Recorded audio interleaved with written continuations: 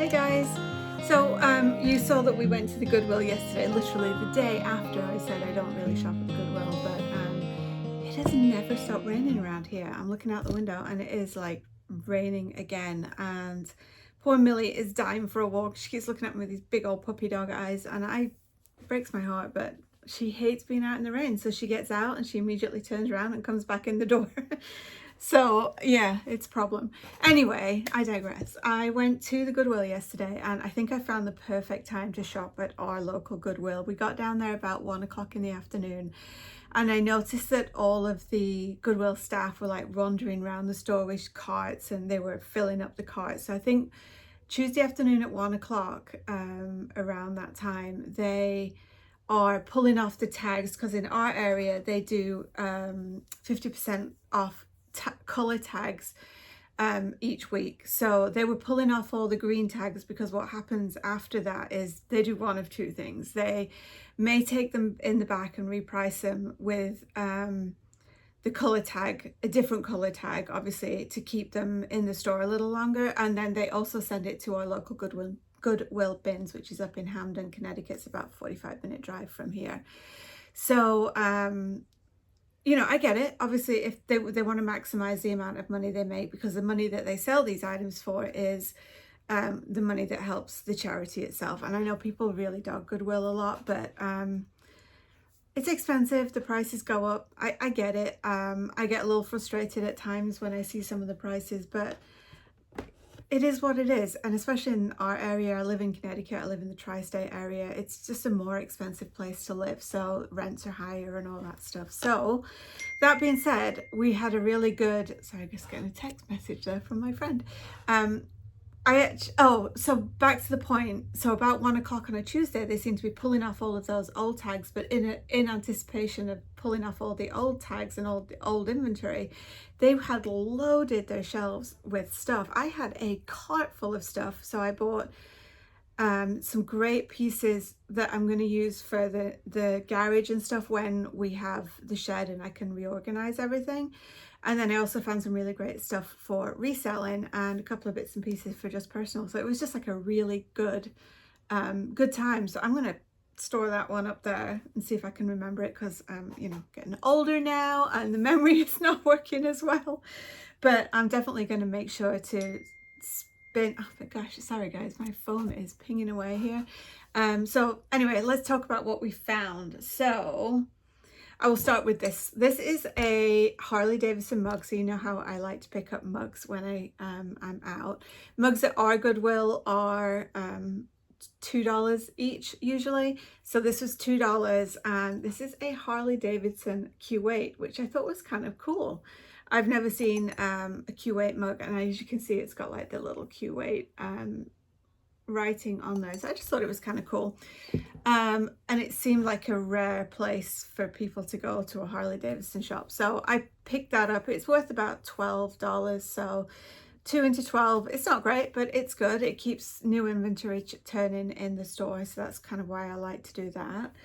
I also picked up this Vermont salt glazed handmade mug. And I love these kind of this style of pottery. I'm still trying to figure out the mark on the bottom. I think it says PS and then 13. Initially I thought this was a B, but I actually think it's a 13. So it's probably made in 2013. 1791, I am guessing, is when Vermont was formed as a state. I will look that up and I will post something just to confirm or deny my my theory there. I also picked up, I love vintage kitchen stuff. So I picked up this, I think it's an egg poacher. So pop the egg in here and you drop it in the water, and then y'all know how to poach an egg. What am I talking about? Anyway, this is made in the USA. It's got a beautiful red Bakelite handle. I really just love this kind of vintage 40s, 50s kitchenware stuff. So I picked that up, and that should sell for about $18 to $19. I think I paid $4 for that. And then I did pick up this plate. Now, I don't usually pick up plates. This is part of a set, but this was made in France. It's in beautiful condition. There's no chips or anything on this plate, and I just thought the pattern on there was beautiful. The artwork almost on there. It says Charles Martel et Poitiers 732. I have no idea what this is. I might have to do a bit more research, but I did see sets of this plate sell for $75 to $80. So if anybody has a set and they need this plate to go in the set, I thought it was a good pickup. So I'm going to list this for about $20. And then a little funny little pickup here. This is something else I don't usually sell. This is a little bralette, but it is Tommy John, and around here we see Tommy John advertised all the time. It is brand new with tags.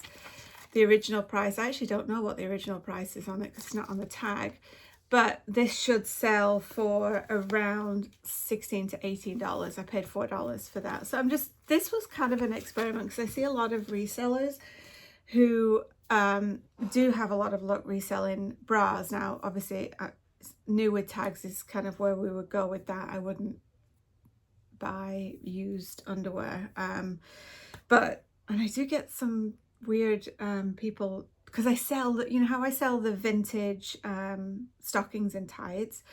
I do get some strange messages about that saying, do I have any used underwear, used tights for sale? And I'm like, so that kind of weirds me out a little bit, but hey, each to their own, I guess.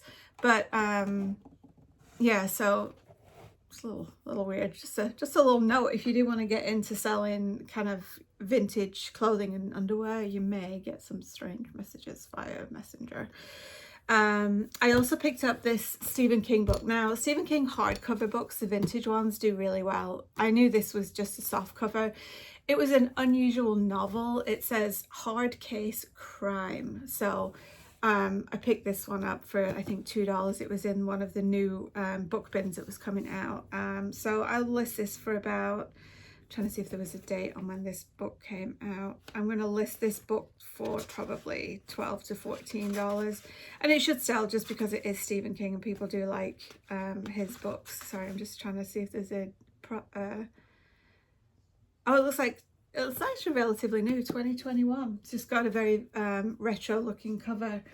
It's very almost 70s retro. And then I did pick up this. Now, again, this is that salt glazed pottery that I love. I don't know if you can make this out, but it's actually a frog. And initially I thought this was, oh, I can't remember the name of that other pottery. Oh, shoot, just found a chip. This other pottery manufacturer that do these blueberry baskets. And I always do really well with these blueberry baskets. I'll post a little picture of one of them up here and the name of the pottery. And unfortunately, I did just notice a little chip on the bottom, which is unfortunate. You can't actually see it from there, but I will mention that in the listing. Now, that's going to affect the price of this, but it's super cute. It's pretty heavy. Put a little plant in there or something. A little ivy would look cute.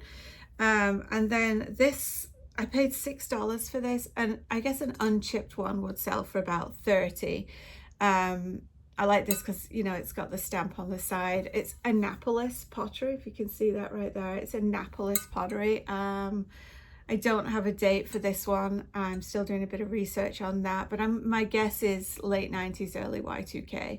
So this was, like I said, oh, $6, but with that little chip, I'm going to have to price it down a little bit. So I'll probably list it more like in the 22 range rather than the 30 range, and then call out the chip. Because I don't like surprises. I try to be really, really detailed in my listings, just so that I, you know, get everything covered and always, you know, kind of encourage questions.